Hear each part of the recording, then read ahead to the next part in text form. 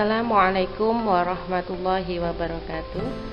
Ayah bunda yang dirahmati Allah serta anak-anakku yang berbahagia, alhamdulillah pada pagi hari ini kita bisa dipertemukan kembali untuk belajar tematik.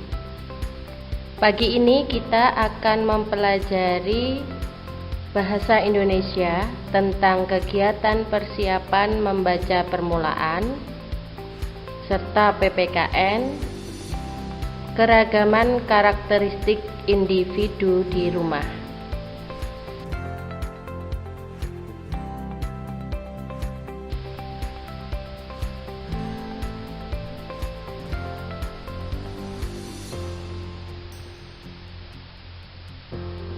Yang pertama, kita akan belajar bahasa Indonesia. Anak-anak, perhatikan cara duduk Udin berikut.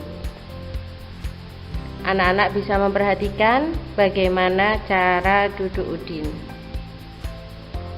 Pada tayangan gambar yang kalian lihat, Udin meletakkan bukunya di meja, duduk dengan tegak, kemudian mengatur jarak mata ke buku, yaitu 30 cm. Kemudian kaki Udin juga menyentuh lantai, serta tangan Udin memegang buku dengan kuat. Nah, ini adalah cara duduk yang benar. Untuk anak-anak, ketika kalian belajar di rumah maupun di sekolah, ketika kalian menggunakan kursi untuk duduk, duduklah dengan benar seperti yang sudah dicontohkan oleh Udin.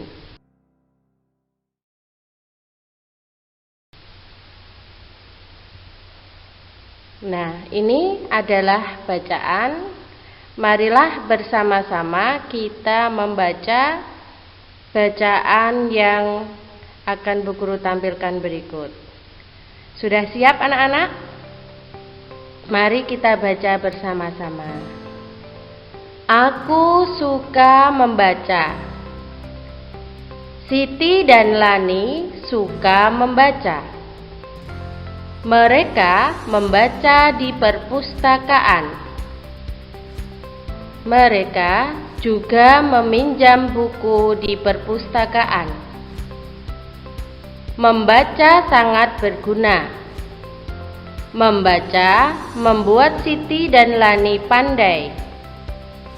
Siti dan Lani rajin berlatih membaca. Ayo kita belajar membaca buku.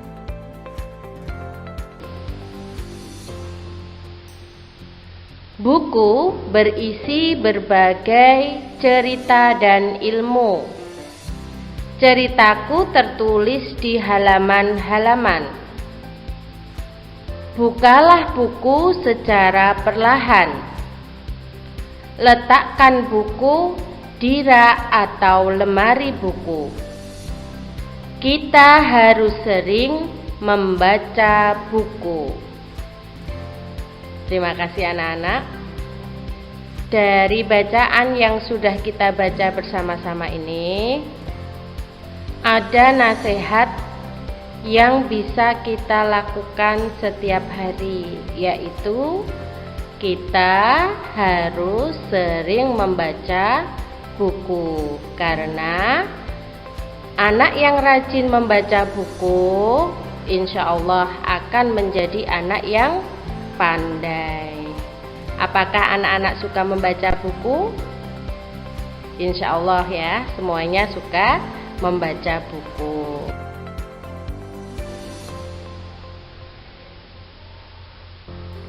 Mari membaca kata-kata berikut. Tirukan apa yang diucapkan oleh Bu Alimah ya. Buku, baju, kaki, jari, bunga, topi,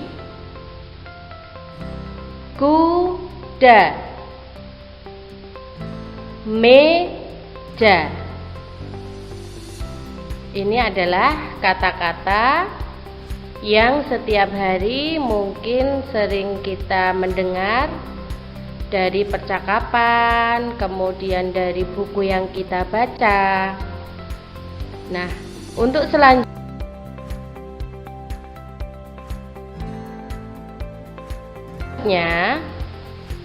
kita akan belajar PPKN. Di pelajaran ini kita akan mengenal keberagaman dalam keluarga.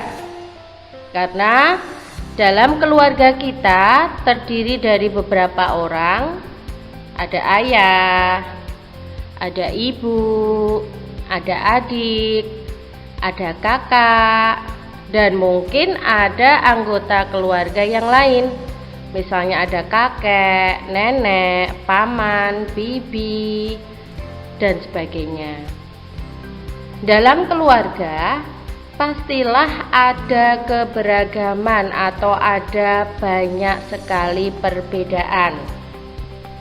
Misalnya, yang pertama, hobi atau kegemaran.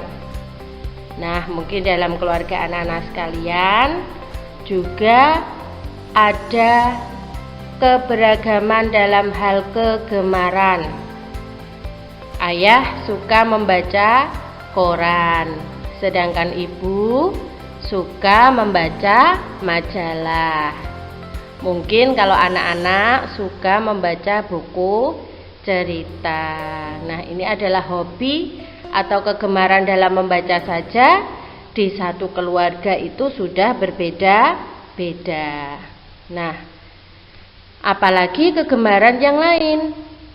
Mungkin dalam hal kesukaan warna. Nah, anak-anak kalau beli baju untuk anak perempuan paling suka warna pink mungkin. Tetapi untuk anak laki-laki mereka akan memilih warna selain pink atau merah muda. Karena memang untuk warna merah muda atau pink itu biasanya digunakan oleh anak-anak perempuan. Keberagaman dalam keluarga yang lain misalnya dalam hal olahraga. Nah, ini alhamdulillah setiap pagi kita sering berolahraga ya. Dari anak-anak banyak yang suka bersepeda, tetapi kemungkinan ayah itu suka berjalan-jalan. Kalau kakak suka lompat tali, ibu suka berlari pagi atau jogging gitu ya. Nah, dalam hal olahraga saja keluarga kita juga memiliki keberagaman atau perbedaan. Perbedaan yang selanjutnya adalah perbedaan dalam hal makanan. Nah, ini sering juga terjadi dalam keluarga kita. Misalnya, kakak suka ayam goreng, kalian suka sayur, ayah suka tempe goreng, ibu suka sayur bayam. Nah, banyak sekali perbedaan dalam keluarga kita. Sehingga ketika ada perbedaan dan keberagaman dalam keluarga, bukan berarti menjadi sebab keluarga itu harus bertengkar, harus saling mengejek. Tidak, tetapi dengan keberagaman ini kita harus saling menghormati dan menghargai.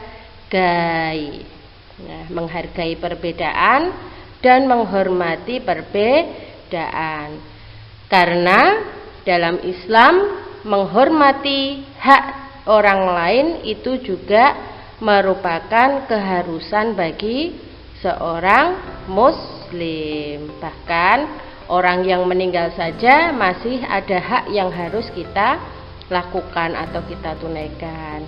Maka kita tidak boleh berbuat semaunya sendiri. Kita harus saling menghargai dan menghormati perbedaan yang ada. Nah, anak-anak, demikian yang dapat Bu Alimah sampaikan. Selamat belajar, selamat beraktivitas untuk hari ini. Semoga selalu diberikan kesehatan oleh Allah. Allahumma amin. Sekian, wabillahi taufik wal hidayah. Wassalamualaikum warahmatullahi wabarakatuh.